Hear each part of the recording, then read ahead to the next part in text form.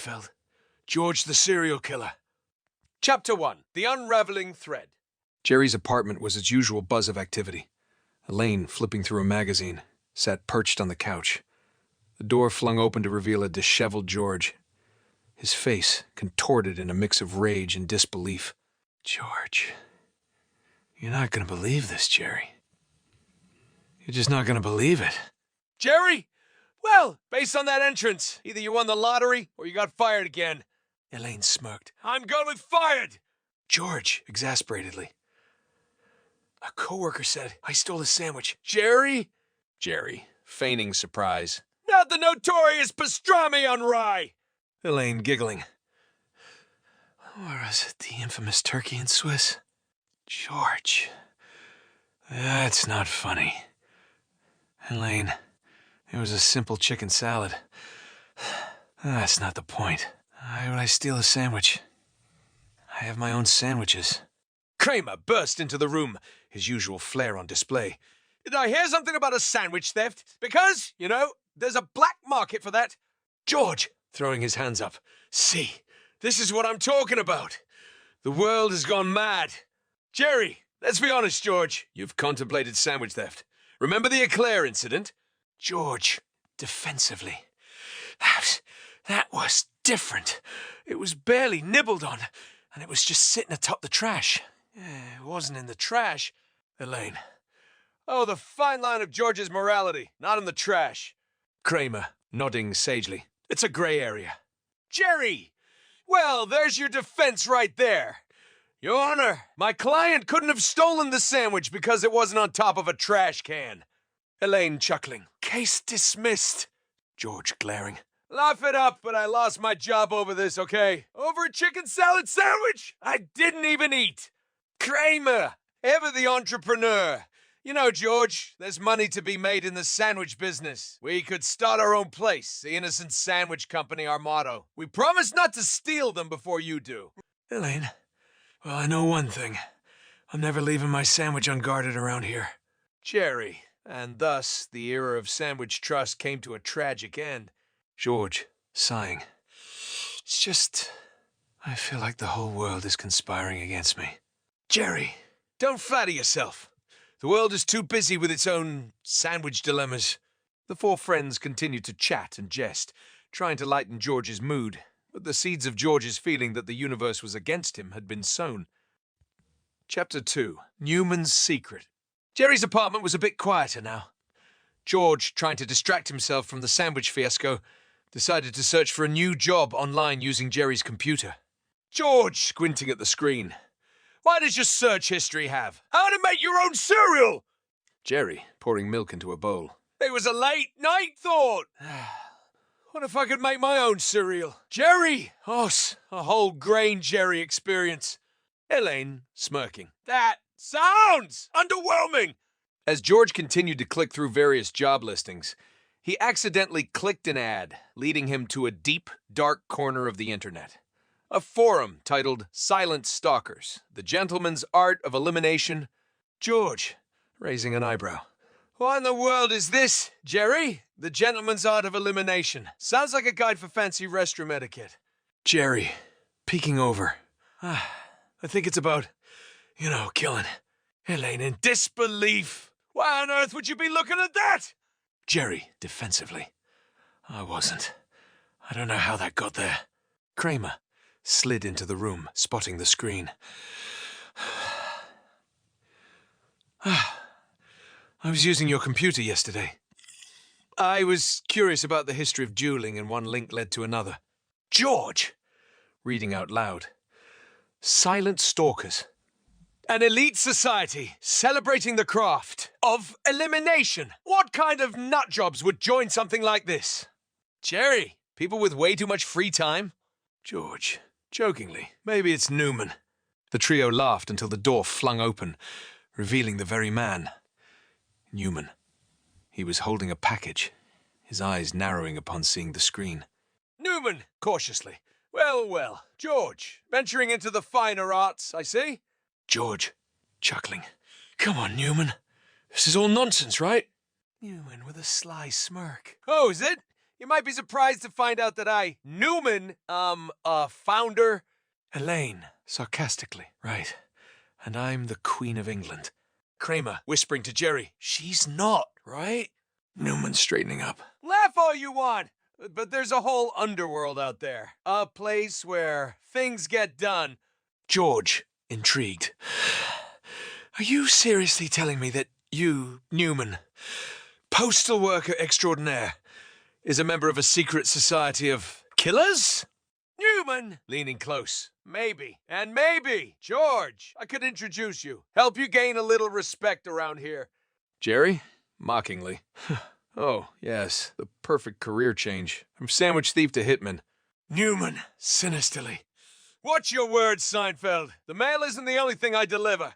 Elaine, rolling her eyes. All right. Calm down, Mr. Dangerous. Why don't you go deliver that package and let the adults talk? Newman sneered, but left. The room filled with an uneasy tension. George sat back, the idea simmering in his mind. Jerry, you're not seriously considering this, are you? George, sighing. I don't know, Jerry. Maybe there's a place out there where I could be someone. Significant. Elaine, or you could just try not stealing sandwiches. George groaned. It's gonna be a long day!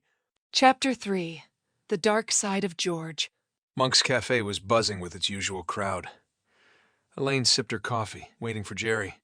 The chime of the door rang, signaling Jerry's arrival. But instead of his usual chipper self, his face was troubled.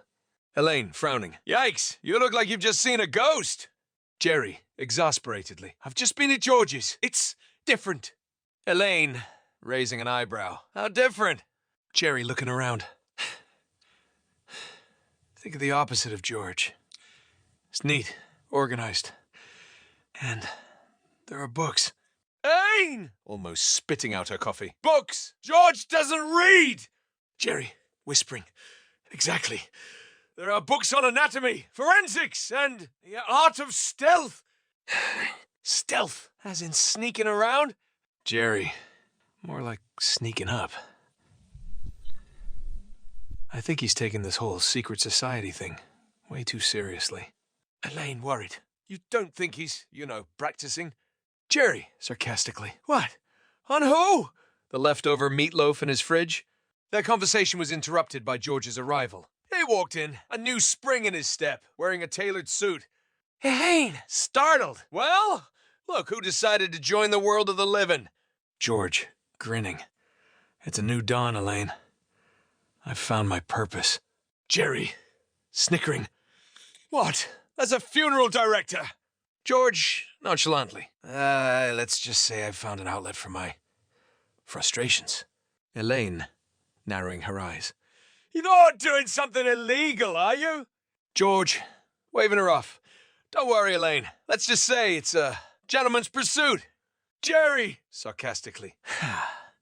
Yes, because nothing screams gentleman like lurking in the shadows. George's newfound confidence didn't go unnoticed. Over the next few weeks, stories of mysterious accidents began circulating. People who'd wronged George in the past suddenly met odd and comical misfortunes. Elaine, sipping her coffee at Jerry's. Did you hear about Duncan Meyer? Jerry, pouring cereal. The guy who used to race George in high school?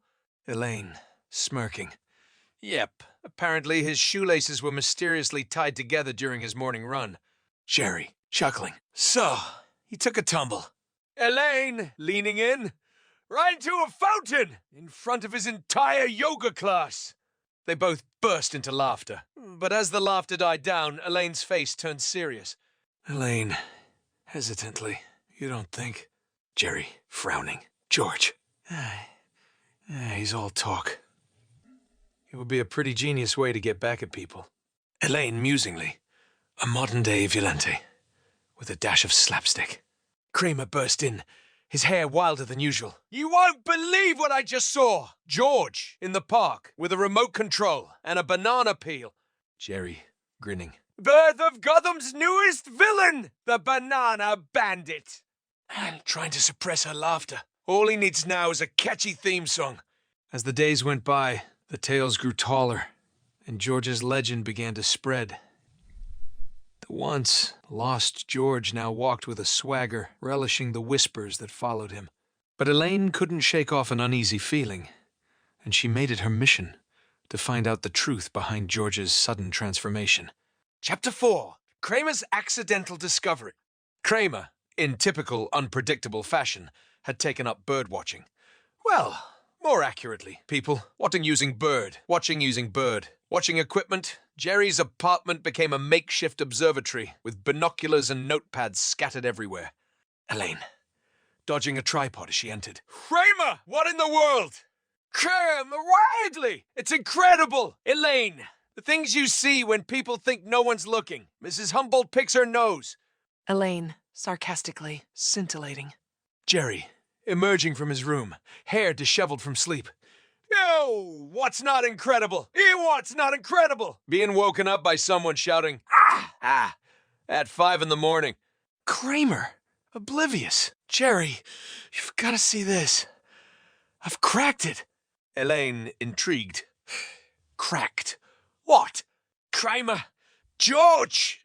I saw him last night in the alley. He was dancing. Jerry chuckling. Dancing? Are you sure it wasn't just some indigestion? Red moves! Kramer, shaking his head vigorously. No, this was art. Raw, emotional. He had a knife, and he was doing this tango with it. It was mesmerizing. Elaine! Alarmed! A knife! Kramer! That doesn't sound like dancing. Kramer, dismissively. You have to see it, Elaine. Elise. Jerry, sarcastically. Oh, so George has now gone from sandwich thief to knife dancer. Kramer, enthusiastically. I'm telling you, it's his new thing. I've got to join him. Maybe I can add some jazz hands. Elaine! Trying to change the topic. So, apart from George's midnight ballet, what else have you discovered? Kramer, leaning in. Mr. Peterson wears socks with sandals. And Newman. He's part of some secret society. Jerry, snorting. The Postal Brotherhood!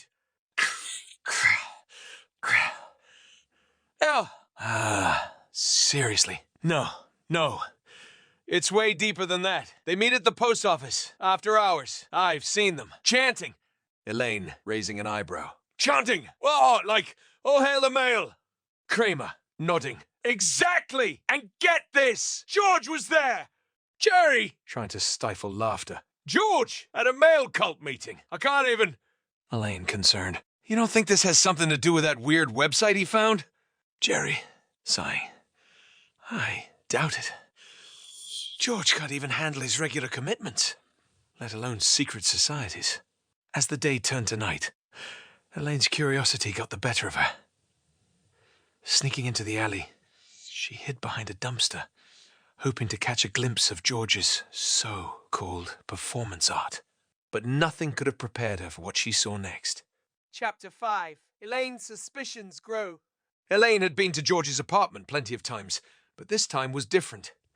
George was out, and she'd come over to borrow his favorite board game for a party she was hosting. While searching, she found something unusual beneath George's couch. A black leather journal. Curiosity piqued. Elaine began flipping through the pages, skimming scribbled notes about perfect ways to exact revenge or make them pay. It wasn't like George to write anything, let alone a dark and disturbing diary. Jerry's voice startled her as she read a particularly chilling entry. Elaine?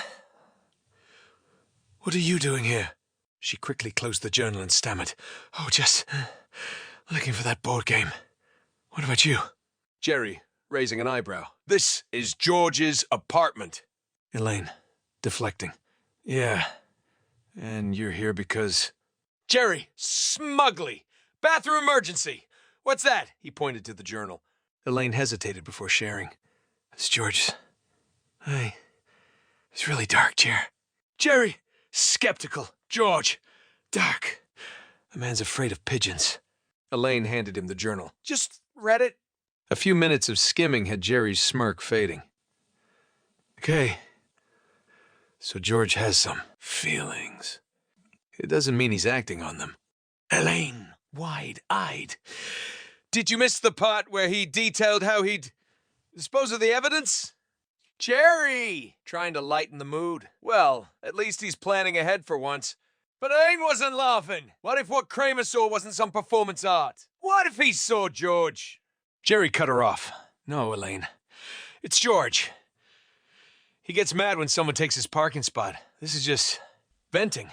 Jerry, trying to remain calm. Look, before we jump to conclusions, we need more evidence. Elaine looking at the pendant. I think this is evidence enough. They both jumped as Kramer burst into the apartment. Hey, you guys wouldn't believe what I just saw in the alley. It's George, and he's... Jerry and Elaine exchanged nervous glances. Was George's secret finally out in the open? Kramer! Obliviously! He's got this killer dance move. It's like the cha, but with more stabbing motions. Jerry rolling his eyes. Kramer. Elaine. Grimly. You might be more right than you think. With the discovery of the journal and pendant, Elaine's fears grew. The carefree world of yada yada yada had taken a dark twist, and the gang was in the thick of it.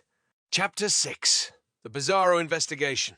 The familiar setting of Jerry's apartment now felt more like a crime scene investigation headquarters than a place where comedians hung out and talked about nothing. Maps of New York, pictures of George in various shady locations, and yarn connecting points of interest dominated one wall.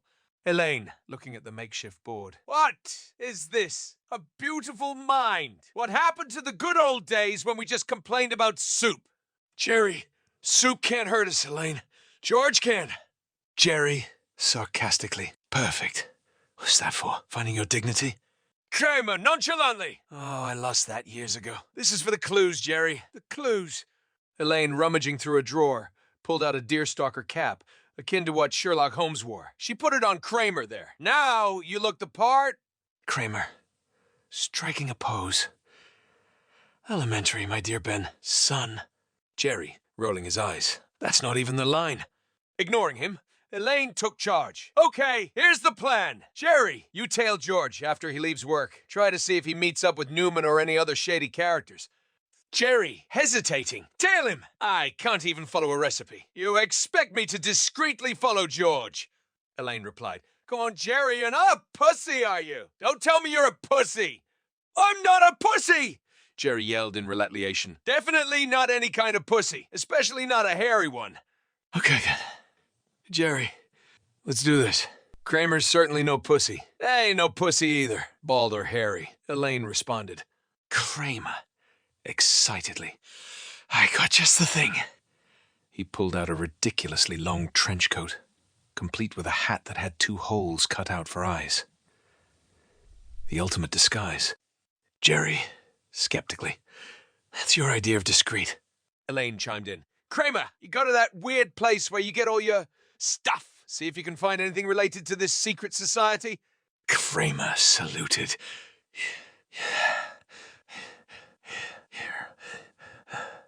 Jerry, confused.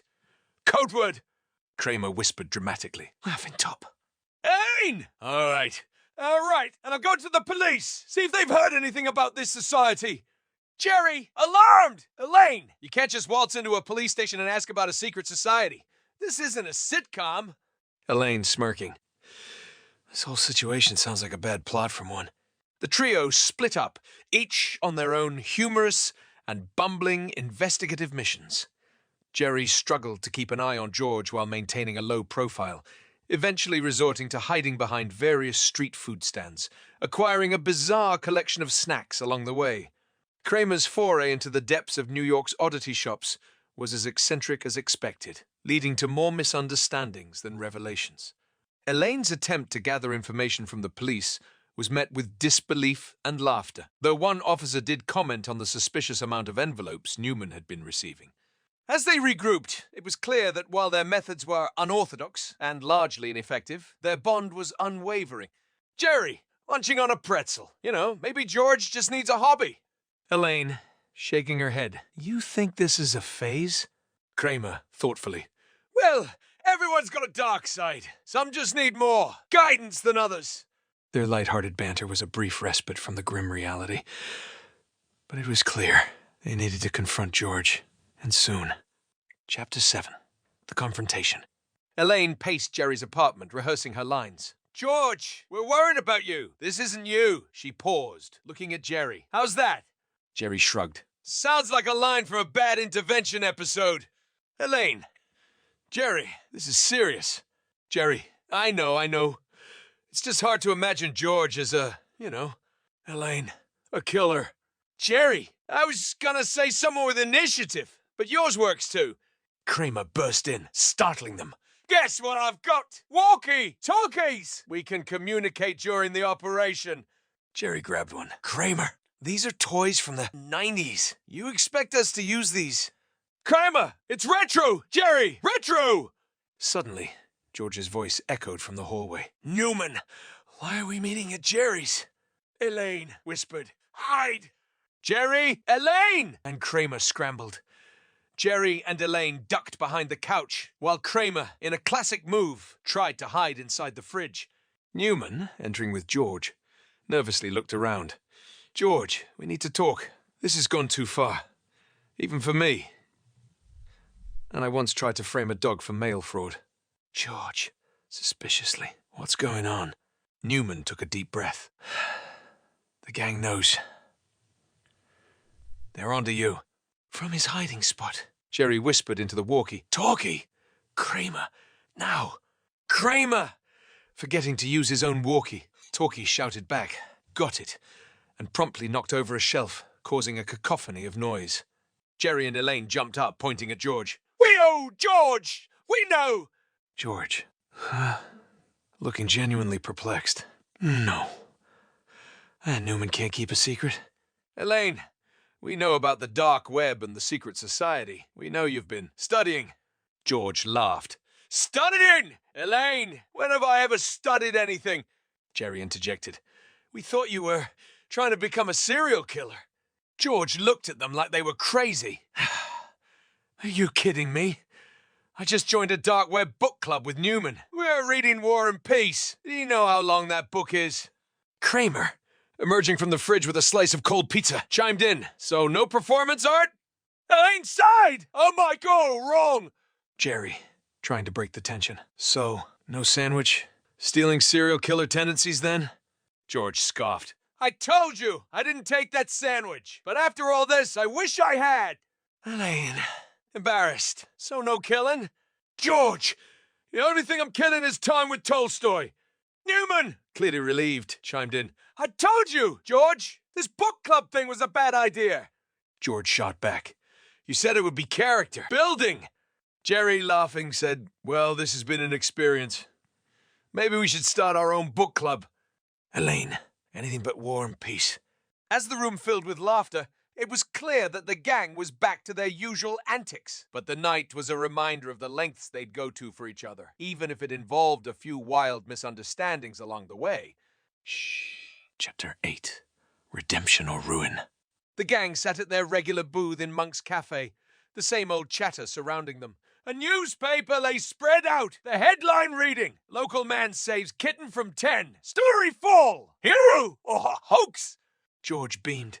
Can you believe it? Front page. Oh, because of a cat. Jerry looked skeptical. So, let me get this straight. Instead of becoming a feared serial killer, you're now the guy who miraculously caught a falling kitten. George nodded, with a sandwich in one hand. Not that I took any sandwiches before. Elaine smirked. If only that coworker could see you now. Kramer, with a mouthful of food, said, you know, George, I once tried to save a pigeon from a tree. Didn't turn out so well. Let's just say, feathers everywhere. Jerry quipped, I guess pigeons aren't like kittens, huh? Kramer, not even close, buddy! Elaine, trying to change the subject. Did you guys see personal ads in today's paper? They're wilder than ever. Jerry, feigning innocence. Personal ads. What's that? Elaine smirked. Oh, come on, Jerry. Remember when you tried answering one using George's name as a joke? Desperate and delusional Sikhs. Anyone? Jerry chuckled. That was a good one. George, not amused, retorted, you know, Elaine, I might be the hero now, but I still have some tricks up my sleeve. Kramer, always intrigued by a scheme, leaned in. What you got in mind, George? George winked. Let's just say Newman isn't the only one with access to the dark web. And there's more than just book clubs on there. Jerry raised an eyebrow. I thought we moved past this, George. Elaine laughed. Don't worry, Jer. He probably just found another exclusive sandwich for him. As the laughter grew, the mood lightened. Despite the crazy detours their lives took, some things never changed. Kramer, signaling for the check, mused, "You know, if we learned anything from this whole fiasco, it's that you can never predict the future. One day, you're a suspected serial killer. The next, you're the city's darling." Jerry, in his classic observational tone, concluded, "Hey, weren't you a suspected serial killer in L.A. too?" "Oh, come on, Jerry. You know never to bring up Los Angeles or your apartment keys again." Jerry followed up. "That's the thing about New York. Just when you think you've seen it all, someone goes and saves a pussycat from a skyscraper." With that, the gang delved into their coffee and pastries, relishing the ordinary moments that made their friendship so extraordinary.